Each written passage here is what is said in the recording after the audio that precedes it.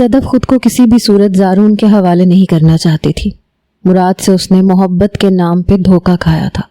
آسائشوں کی دوڑ میں بھاگتے ہوئے اس نے اپنے شوہر کامل کو دھوکہ دیا تھا، لیکن وہ کوئی بازارو عورت نہیں تھی جو مرد پر مرد بدلتی رہتی۔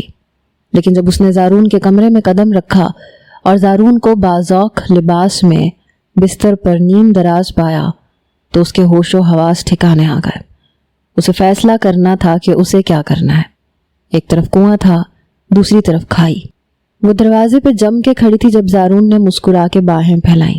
باہیں کھول کے کہا، وہاں کیوں کھڑی ہو؟ اندر آ جاؤ۔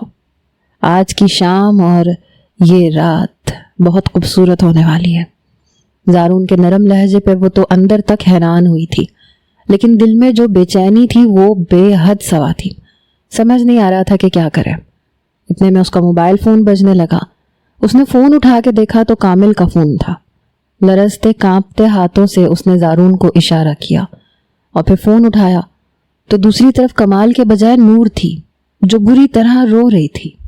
ماما آپ کب آئیں گی؟ مجھے بہت ڈر لگ رہا ہے، آپ کی بھی یاد آ رہی ہے، آپ تو کبھی مجھے چھوڑ کے نہیں گئی۔ نور ہچکیوں سے رو رہی تھی۔ وہ اپنی ماں کو یاد کر کے بے حال تھی۔ نورے کی سسکیوں پہ اس کی مامتا جاگ اٹھی۔ بس میری جان، میں واپس آ جاؤں گی، کل صبح کی فلائٹ ہے، ایک دن اور اپنے بابا کے ساتھ گزارا کر لو۔ یہ کہتے ہوئے اس کی آواز میں نمی اتری تھی۔ زارون جو خاموشی سے اسے دیکھ رہا تھا، تمہاری بیٹی ہے؟ اس نے نرمی سے پوچھا۔ صدف نے اس بات میں سر ہلایا اور نظریں چراتے ہوئے فون کو بیڈ پہ رکھ دیا۔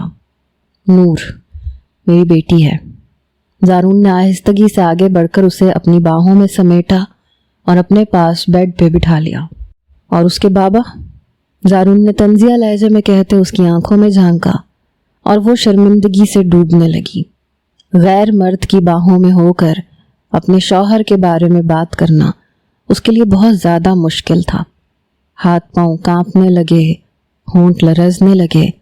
کامل کا ذکر اس لمحے اس کی جان کو ہلکان کرنے کے برابر تھا۔ زارون نے آہستگی سے اس کے ماتھے پر اپنے لب رکھتے ہوئے اپنی انگلی کو اس کی گردن پہ پھیرا۔ میں جانتا ہوں کہ کوئی مجبوری رہی ہوگی تمہاری جو تم نے مراد شاہ کو چنا اور اپنے شوہر اور بیٹی کو فراموش کر دیا۔ آہستگی سے اس کے لبوں پہ انگلی پھیرتے وہ دھیرے دھیرے اسے قابو کرنے کی کوشش کر رہا تھا۔ صدف کا جسم ٹھنڈا پڑتا جا رہا تھا۔ زارون نے اسے بیڈ پہ لٹاتے دھیرے دھیرے اسے سمیٹنا شروع کیا۔ وہ محبت بھرے جملے اس کے کانوں میں انڈیلتے ہوئے مزید اس کے قریب ہو رہا تھا اور صدف کی آنکھوں سے آنسو پھسل کے گرنے لگے تھے۔ وہ اس سب کے لیے ذہنی طور پہ بالکل بھی تیار نہیں تھی۔ اس نے کبھی نہیں سوچا تھا کہ مراد کے بعد وہ کسی اور مرد کی باہوں میں ہوگی۔ جب زارون نے اپنے بات گاؤن کی ڈوریاں کھولیں تو وہ گھبرا گئی۔ زارون کی قربت اور اس کے جسم کی حدت اسے دہکانے لگی۔ صدف نے مزید کس کے آنکھیں میچ لیں۔ ماضی کے کچھ لمحے آنکھوں کے سامنے تھے۔ شادی کی رات وہ اسی طرح کمال کی گرفت میں تھی، لیکن خوشی اور سرشاری کے ساتھ۔ شادی کی پہلی رات کمال نے جس انداز سے محبت لٹائی تھی وہ آج تک صدف کے روم روم میں بسی ہوئی تھی۔ کمال اور صدف کی شادی پسند کی تھی۔ کمال ہمیشہ سے ہی بہت محبت کرنے والا شخص تھا، لیکن مزاج کا تھوڑا گرم تھا۔ صدف کو لگتا تھا کہ وہ اپنی محبت سے اسے ذمہ دار بنا دے گی۔ وقت کے ساتھ ساتھ اس کی مزاج کی گرمی ختم ہو جائے گی اور اپنی ذمہ داریوں کو سمجھ کے وہ اپنے غصے پہ قابو پا لے گا۔ لیکن شادی کے بعد بھی وہ اپنے غصے پر قابو نہ پا سکا۔ اس غصے کی وجہ سے وہ نوکری کرتا تو لڑائی جھگڑا کر کے واپس آ جاتا۔ 1 سال کے اندر اس نے نہ جانے کتنی نوکریاں کر کے چھوڑی اور دھیرے دھیرے صدف کو سمجھ آنے لگا کہ یہ غصہ وقت کے ساتھ کم ہونے کے بجائے بڑھتا ہی جا رہا ہے۔ شاید کمال کے ماضی کی کچھ تلخیاں تھیں جن کی وجہ سے اس کے اندر بھی تلخی بھر گئی تھی۔ صدف کے پاس واپسی کا کوئی راستہ نہیں تھا، کیونکہ یہ محبت کی شادی تھی جو اس نے اپنے گھر والوں سے لڑ کے کی تھی۔ اس کے والد نے اسے پہلے سمجھایا تھا کہ کمال غصے کا بہت تیز ہے، مگر صدف کو یقین تھا کہ وہ اتنی محبت کرتا ہے کہ کبھی بھی اس پہ غصہ نہیں کرے گا۔ اور یہ بات سچ بھی تھی۔ کمال کا مزاج کتنا ہی کڑوا اور غسیل کیوں نہ ہو، وہ کبھی بھی صدف کے ساتھ لڑائی جھگڑا نہیں کرتا تھا، نہ ہی اس نے کبھی صدف کو اپنے غصے سے کوئی نقصان پہنچایا تھا، اسی لیے وہ ایسے ہی گزارا کرنے لگی۔ اور پھر وہ حمل سے ہو گئی۔ نور اس کے پیٹ میں تھی اور اسے لگ رہا تھا کہ نورے کی پیدائش پہ کامل کا رویہ بدل جائے گا، لیکن جس دن نور پیدا ہوئی اس دن ہسپتال کے عملے سے کمال کی اتنی بری لڑائی ہوئی کہ ہسپتال والوں نے پولیس کو بلا لیا اور اسے پولیس اسٹیشن بھیج دیا گیا۔ بیٹی کی پیدائش والے دن اس پر ہسپتال کی طرف سے اسٹاف کو ہراساں کرنے پہ FIR کاٹ دی گئی تھی۔ کمال نے یہ جھگڑا اس لیے کیا تھا کیونکہ صدف کو بہت زیادہ لیبر پین ہونے کے باوجود بھی نرسز اس پہ توجہ نہیں دے رہی تھیں اور ان کی اپنی پارٹی چل رہی تھی، لیکن اس سارے معاملے پر قصوروار کمال کو ٹھہراتے ہوئے ہسپتال انتظامیہ نے پولیس کو طلب کر لیا اور اسے جیل جانا پڑا، جس کی وجہ سے صدف کے گھر والے اور بھی کمال کو ناپسند کرنے لگے۔ صدف نے جیسے تیسے کر کے اس کی ضمانت کروائی، پھر ہسپتال والوں کی منتیں کرتے ہوئے کیس بھی ختم کروا دیا، لیکن اس کے بعد یہ سارے سلسلے اسی طرح بڑھتے رہے۔ اب پچھلے کافی عرصے سے وہ بے روزگار تھا، جس کی وجہ سے گھریلو حالات بہت خراب ہو گئے تھے۔ نورے نے بھی بہت مشکل بچپن کاٹا تھا اور صدف اسے ہمیشہ تکلیفوں میں نہیں دیکھ سکتی تھی، اس لیے یہ اس کا ذاتی فیصلہ تھا کہ وہ نوکری کرے گی اور گھر کا خرچہ اٹھائے گی۔ وہ کامل کو چھوڑنا نہیں چاہتی تھی کیونکہ وہ نور سے اور اس سے بہت محبت کرتا تھا، اس لیے زندگی کو ایسے ہی آگے بڑھانا تھا۔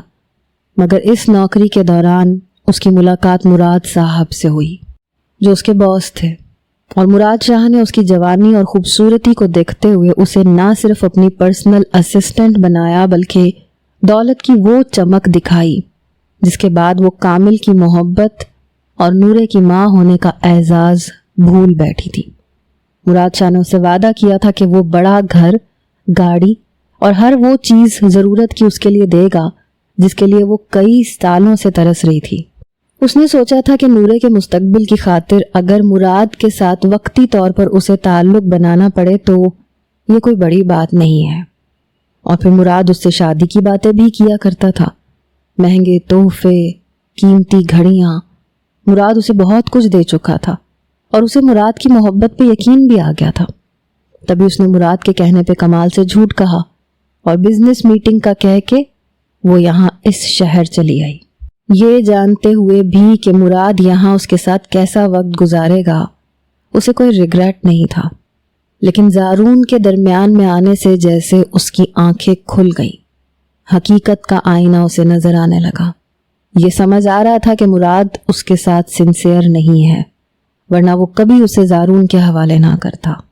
اگر مراد اسے چھوڑ دیتا اور کمال کو اس بارے میں پتہ چلتا تو کیا ہوتا؟ یہی سوچ کر اس نے گھبرا کے آنکھیں کھولی۔ زارون اس کے لبوں پہ جھکتے ہوئے اس کی سانسوں میں اتر رہا تھا۔ اس نے ایک جھٹکے سے زارون کو دھکا دیا اور بستر سے اٹھ کے کھڑی ہو گئی۔ بنا کچھ کہے اپنا پرس اور فون اٹھاتے وہ باہر کی طرف دوڑی۔ زارون اسے آوازیں دیتا رہ گیا مگر بنا رکے وہ بنگلے سے باہر چلی آئی۔ ٹیکسی لے کے وہ اسی ہوٹل پہنچی جہاں وہ رکی ہوئی تھی، اور جب وہ اپنے کمرے میں گئی تو مراد کو وہاں پا کے حیران رہ گئی۔ وہ جو کسی اور میٹنگ کا بہانہ بنا کے نکلا تھا، وہ اسی کمرے میں کسی اور عورت کے ساتھ رنگ رلیاں منانے میں مصروف تھا۔ مراد نے صدف کو دیکھا تو حیران ہو گیا۔ تم یہاں کیا کر رہی ہو؟ تمہیں کہا تھا کہ کل صبح واپس آنا ہے۔ دبے دبے لہجے میں غراتے ہوئے اس نے صدف کے بازو کو پکڑ کے جھنجھوڑا، جبکہ صدف تو بستر پہ پڑی اس لڑکی کو دیکھ کے حیران تھی جو اس کی جگہ لے چکی تھی۔ کون ہے یہ مراد؟ کیا کر رہے تھے اس کے ساتھ؟ صدف کو اپنی آنکھوں پہ یقین نہیں آ رہا تھا۔ مراد نے ایک زوردار تماچا اس کے منہ پہ لگایا تھا۔ تم سے کہا تھا نا کہ زارون کو خوش کرنا، ورنہ وہ کانٹریکٹ پہ کبھی سائن نہیں کرے گا۔ تمہاری وجہ سے سب کچھ برباد ہو گیا۔ کتنا پیسہ لٹایا میں نے تم پہ، لیکن تم جیسی عورتیں کسی قابل نہیں ہوتی۔ تم رکھیل ہو اور میں نے تمہیں تمہارے مرتبے پہ ہی رکھا ہے۔ رہی بات اس لڑکی کی تو اسے میں ایک رات کے لیے خرید کے لایا ہوں۔ تمہیں ابھی اور اسی وقت واپس زارون کے پاس جانا ہوگا اور اس سے معافی مانگنی ہوگی، ورنہ میں تمہیں نہ صرف نوکری سے نکالوں گا بلکہ جتنے تحائف تمہیں دیے ہیں وہ سب سود کے ساتھ وصول کروں گا۔ نفی میں سر ہلاتے صدف نے اپنا مختصر سا سامان اٹھایا اور ایک نظر مراد پہ ڈالتے ہوئے ہوٹل سے باہر نکل آئی۔ آنکھوں سے آنسو بہہ رہے تھے۔ لفظ رکھیل اس کے کانوں میں گونج رہا تھا۔ وہ رکھیل کب بن گئی اسے خود پتہ نہیں چلا۔ اس نے بڑی مشکل سے ایئرپورٹ تک کا سفر طے کیا اور پھر شام کو وہ واپس اپنے گھر کے دروازے پہ کھڑی تھی، ایک بہت مشکل اور کٹھن مرحلہ پار کر کے۔ لرزتے کانپتے ہاتھوں سے اس نے دروازے پہ چابی لگائی۔ دروازہ کھول کے اندر داخل ہوئی تو اس کی پہلی نظر کامل پہ پڑی، جو نورے کے ساتھ کھیلنے میں مصروف تھا۔ دونوں ایک دوسرے میں مگن تھے۔ جیسے ہی نورے نے صدف کو دیکھا وہ دوڑ کے ماما پکارتی اس کے پاس چلی آئی۔ صدف نورے کو دیکھ کے آنسو بہانے لگی، نورے کو سینے سے لگایا۔ اس نے غم کا دریا آنسوؤں کی صورت میں بہایا۔ کامل اسے دیکھ کے حیران تھا۔ تمہیں تو کل آنا تھا، آج کیسے آ گئی؟ مگر صدف بنا کچھ کہے بس نورے کو سینے سے لگائے روتی رہی، اور پھر جب کافی دیر بعد اس کے اندر کا طوفان تھما تو اس نے اپنے آنسو پونجھ لیے۔ یاد آ رہی تھی آپ دونوں کی، اور پھر کام بھی ختم ہو گیا تھا اس لیے واپس آ گئی۔ اس کا دل چاہ رہا تھا کہ وہ کامل کو چیخ چیخ کے ساری حقیقت بتا دے، لیکن اس میں اتنی ہمت نہیں تھی کہ وہ اپنے گناہوں کی داستان خود اپنے شوہر کے آگے رکھتی۔ کامل نے آہستگی سے اس کے بالوں میں ہاتھ پھیرا۔ تمہیں پتہ ہے آج شام میں میرا ایک انٹرویو ہے۔ میں یہی سوچ رہا تھا کہ نورے کو کہاں چھوڑ کے جاؤں۔ ایک بہت بڑی فرم میں نے اپلائی کیا تھا۔ میں نے سوچ لیا ہے اب میں ہر حال میں نوکری کروں گا اور تمہیں اس طرح دھکے نہیں کھانے پڑیں گے۔ نور تمہارے بغیر بہت زیادہ پریشان تھی اور میرا بھی دل نہیں لگ رہا تھا۔ میں جانتا ہوں تم نے بہت سالوں میری وجہ سے اذیت اٹھائی ہے، لیکن اب ایسا نہیں ہوگا۔ میں جلد ہی نوکری کر لوں گا اور پھر تمہیں نوکری نہیں کرنی پڑے گی۔ صدف بس خاموشی اور حیرت سے اس شخص کو دیکھنے لگی جو دنیا جہان پہ غصہ نکالا کرتا تھا، بات بات پہ لڑنے جھگڑنے کو تیار رہنے والا۔ اس شخص نے کبھی صدف سے اونچی آواز میں بات بھی نہیں کی تھی۔ کیا اس سے زیادہ بھی محبت کی کوئی دلیل ہو سکتی تھی؟ پھر صدف نے کیسے اسے دھوکہ دے دیا؟ کامل اسے اپنے حصے کی باتیں سنا رہا تھا اور وہ بس خاموشی سے سر جھکائے بیٹھی تھی، جیسے کسی اور ہی دنیا میں مگن ہو۔ اس رات نور کو سلا کے جب وہ کامل کے پاس پہنچی تو اسے اپنے آپ سے گھن آ رہی تھی۔ کامل اسے محبت سے اپنے قریب کر رہا تھا اور اسے مراد شاہ اور زارون کا لمس یاد آ رہا تھا۔ اچانک ہی اس کی طبیعت بگڑی اور وہ بستر چھوڑ کے کھڑی ہو گئی۔ میں بہت تھکی ہوئی ہوں کامل، میں سوچ رہی ہوں آج رات نور کے پاس سکون سے سو جاؤں۔ شوہر سے دور ہوتے ہوئے وہ نورے کے بستر پہ جا کے لیٹ گئی۔ اس کے اپنے بدن میں کانٹے اگ آئے تھے۔ کیسے بتاتی اپنے شوہر کو کہ وہ کس طرح خود کو پامال کروا کے لوٹی تھی؟ ساری رات اس نے کانٹوں بھرے بستر پہ گزاری۔ اگلی صبح اسے آفس جانا تھا۔ اس کے پاس آفس کی چابیاں اور کافی سامان بھی موجود تھا، لیکن دھڑکنوں میں ایک شور برپا تھا کہ اب اسے کیا کرنا چاہیے۔ پھر اس نے سوچا کہ وہ بس ایک آخری دن دفتر جائے گی اور سارا سامان واپس کرتے ہوئے ریزائن بھی دے آئے گی۔ اسے نہ کوئی ہیرے کی انگوٹھی چاہیے تھی، نہ کوئی قیمتی گھڑی۔ ان سب چیزوں سے بس اب اس کا دل بھر چکا تھا۔ ان چیزوں کے بدلے اس نے جو قیمت دی تھی وہ بہت بڑی تھی۔ مراد شاہ کے دیے ہوئے سارے تحفے سمیٹ کے وہ دفتر پہنچی تو وہاں ہر کوئی اسے عجیب و غریب نظروں سے دیکھ رہا تھا۔ دفتر کے لوگوں میں چہمگوئیاں شروع ہو چکی تھیں اور وہ ان کے اس رویے پہ حیران تھی کہ یہ وہ لوگ تھے جو اسے کافی عرصے سے جانتے تھے، لیکن کبھی بھی کسی نے اسے ان نظروں سے نہیں دیکھا تھا۔ اسے لگا شاید اسے کوئی غلط فہمی ہوئی ہے، لیکن جیسے ہی وہ مراد شاہ کے آفس میں داخل ہوئی تو اس کے ہوش ٹھکانے آ گئے، کیونکہ مراد شاہ اپنی سیٹ پہ بیٹھا تھا اور اس کے سامنے پولیس آفیسر بیٹھے تھے۔ صدف کو معاملہ کچھ گڑبڑ محسوس ہوا، لیکن معاملہ اس کی سوچ سے بھی کہیں زیادہ اوپر تھا۔ اسے دیکھتے ہی ایک پولیس والا کھڑا ہو کے اس کے قریب چلا آیا۔ بڑی باہمت خاتون ہیں آپ، اتنی بڑی چوری کرنے کے بعد اتنی ہمت سے دفتر چلی آئیں۔ پولیس والے کی بات سن کے صدف کی جان نکلی۔ اس نے مراد شاہ کی طرف دیکھا جس کے ہونٹوں پہ انتقاماً مسکراہٹ تھی۔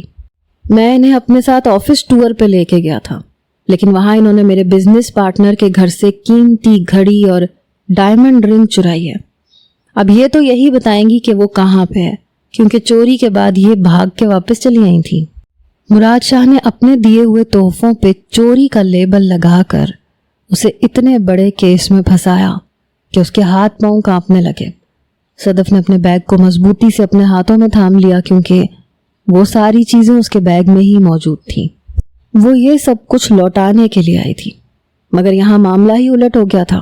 पुलिस वालों ने उससे बैग ले लिया, तलाशी ली गई। मुराद ने जो कुछ बताया था वो उसके बैग में से बरामद हो चुका था।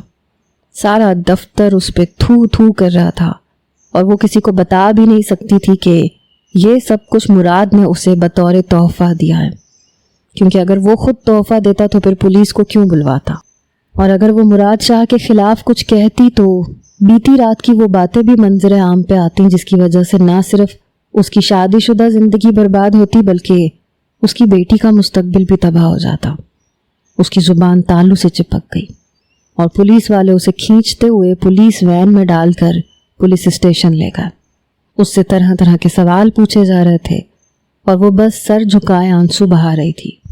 कुछ ही देर गुजरी थी कि कामिल पुलिस वालों से लड़ाई झगड़ा करके उस तक चला आया। सिर्फ 5 मिनट की मुलाकात का वक्त दिया गया था। कामिल हैरत से उसके आगे बैठा जानना चाह रहा था कि ये सब कुछ क्या है, और वो बच्चों की तरह फूट फूट के रो दी। कामिल, मैंने झूठ कहा था तुमसे। मेरे साथ कोई फीमेल वर्कर नहीं गई थी, बल्कि मेरे बॉस गए थे। मैं घर के हालात से इतनी ज़्यादा तंग आ चुकी थी कि उनके बहकावे में आके मैंने खुद को उनके सुपुर्द कर दिया था, ताकि मेरी ज़िंदगी ज़रूरियात और आसाइशों के पीछे भागते हुए ना गुजरे और मुझे सब कुछ आसानी से मिल जाए। लेकिन जब वहाँ उन्होंने मुझे अपने पार्टनर के साथ भी रात गुजारने पे मजबूर किया तो मैं वापस चली आई। मैं ये सोच के ऑफिस गई थी कि उनके दिए हुए तोहफे वापस कर दूंगी, लेकिन उन्होंने मुझे गिरफ्तार करवा दिया। रोते हुए उसने कामिल के सामने अपनी हर गलती और गुनाह का एतराफ़ कर दिया था, क्योंकि एक वही तो था जो उसकी 1000 गलतियां माफ़ करते हुए भी कभी भी उससे नाराज़ नहीं होता था। कामिल तो ये सब सुन के ही हैरान रह गया। उसने कभी सोचा भी नहीं था कि सदफ उससे इतना बड़ा धोखा देगी। वो बस खामोशी से बैठा उसके चेहरे को देख रहा था।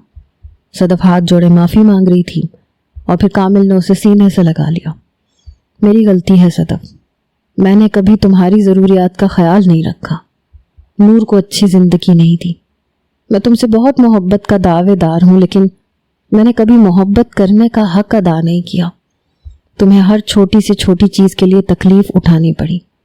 ये गलती तुम्हारी नहीं है बल्कि मेरी है कि मेरी वजह से तुम गलत रास्ते की मुसाफिर बन गई। तुम परेशान ना हो, मैं तुम्हें यहाँ से निकलवा लूँगा। उसे मोहब्बत से समझाते हुए कामिल ने जब सीने से लगाया तो वो बिल्कुल हैरान रह गई। उसे लगा था कि वो उसे कोसेगा, मारेगा और हमेशा के लिए छोड़ के चला जाएगा, लेकिन एक बार फिर उसने साबित कर दिया था कि भले ही वो दुनिया के लिए कैसा भी हो, लेकिन उसके लिए बहुत मोहब्बत रखता था। कामिल ने पुलिस वालों की मिन्नत की कि वो सदफ को कोई नुकसान ना पहुंचाए, ना उसके साथ सख्ती करे। वो इस मामले को किसी न किसी तरह हल कर लेगा। फिर वो खुद मुराद के दफ्तर पहुंचा। मुराद को लगा कि कामिल को उसकी बीवी की वो हकीकत बताएगा तो कामिल उसे छोड़ देगा, लेकिन ऐसा कुछ नहीं हुआ। बल्कि कामिल ने उसे सख्ती से समझा दिया कि अगर मुराद ने केस वापस ना लिया तो वो उसकी बीवी को हकीकत बताएगा, दुनिया को सब कुछ सच सच बताएगा कि किस तरह अपनी दौलत का झांसा दे के मुराद ने उसकी बीवी को फंसाया था। मुराद तो ये जानकर ही हैरान हो गया था कि कामिल को सच्चाई पता है। उसका आधा खेल तो वहीं ख़त्म हो गया था। कामिल ने उसे साफ लफ्ज़ों में कह दिया कि हमारे पास खोने के लिए कुछ नहीं है, लेकिन मुराद के पास खोने के लिए बहुत कुछ है। उसकी इज्जत, उसकी साख, उसका कारोबार, सब कुछ मिट्टी में मिल जाएगा अगर दुनिया को पता चलेगा कि वो अपनी पर्सनल असिस्टेंट के साथ क्या करता है। कामिल का एक दोस्त मीडिया में काम करता था। कामिल ने उसकी मदद लेके मुराद पर प्रेशर डाला और मुराद ने केस वापस ले लिया। 3 दिन जेल की सलाखों के पीछे रहने के बाद सदफ वापस घर लौटी तो किसी से नज़रें मिलाने के काबिल नहीं रही थी। खामोशी से वो कमरे में चुपचाप एक कोने में बैठ गई। कामिल सारे मामलात निपटा के घर लौटा तो सदफ की हालत देख के उसका दिल कटने लगा। सदफ उसे देखते ही रोने लगी। کہہ رہا ہوں میں، تمہارا کوئی قصور نہیں ہے، خود کو دوش مت دو۔ وہ محبت سے اسے سمجھاتے ہوئے سینے سے لگا چکا تھا۔ مجھے معاف کر دو، مجھ سے بہت بڑی غلطی ہو گئی۔ صدف کا پچھتاوا کم ہونے کا نام نہیں لے رہا تھا۔ یہ دنیا مجھے کبھی معاف نہیں کرے گی، ہر کوئی مجھے چور سمجھتا ہے۔ صدف کے اندر کا گلٹ اسے مار رہا تھا، لیکن کامل نے آہستہ آہستہ اپنی محبت سے اسے نارمل کرنا شروع کیا، اور پھر کئی دنوں میں جا کے صدف کی حالت سنبھل گئی۔ کامل کو نوکری مل گئی تھی۔ اس نے بغیر کسی لڑائی جھگڑے کے حالات سے سمجھوتا کرتے ہوئے نوکری کرنی شروع کر دی۔ وہ تہہ دل سے صدف کو معاف کر چکا تھا، کیونکہ کہیں نہ کہیں صدف کی اس غلطی کے پیچھے اس کا بھی ہاتھ تھا۔ گھر کے حالات دوبارہ بہتر ہو گئے۔ آسائشیں تو نہیں آ سکی تھیں، لیکن اب ضروریات پوری ہونے لگی تھیں۔ کافی حد تک وہ نورے کی خواہشات بھی پوری کر دیتا تھا۔ صدف مطمئن ہو چکی تھی اور کامل کے دل کو بھی سکون آ گیا تھا۔ ایسے ہی ایک شام صدف اور کامل نورے کو سالگرہ کا تحفہ دلانے کے لیے شاپنگ مال لے گئے، تو وہاں صدف کی نظر مراد شاہ پہ پڑی، جو ایک خوبصورت اور ماڈرن لڑکی کے ساتھ مسکرا مسکرا کے شاپنگ میں مصروف تھا، جیسے وہ صدف کے ساتھ کیا کرتا تھا۔ صدف سے رہا نہ گیا۔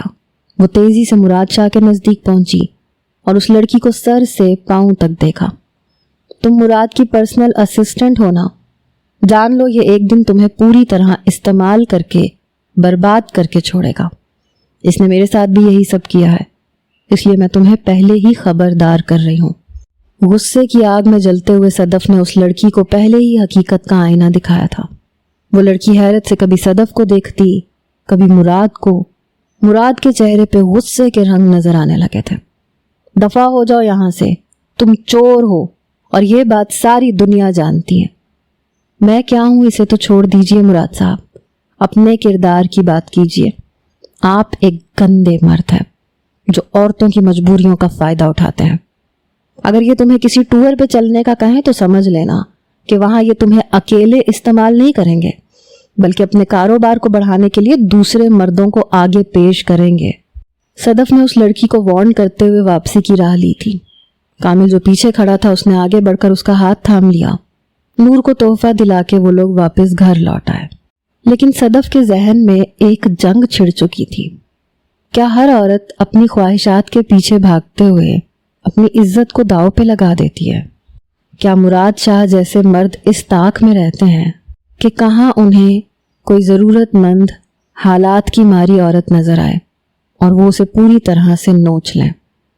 کیا اس معاشرے میں نوکری کرنے والی عورت کسی حد تک اپنی عزت بچا سکتی ہے؟ کیا عورت کا نوکری کرنا آج کے دور میں بہت زیادہ مشکل ہو چکا ہے، یا پھر خواہشات کا بے لگام ہو جانا عورت کو بے آبرو کر دیتا ہے؟ اس کا جواب مجھے آپ لوگوں سے چاہیے۔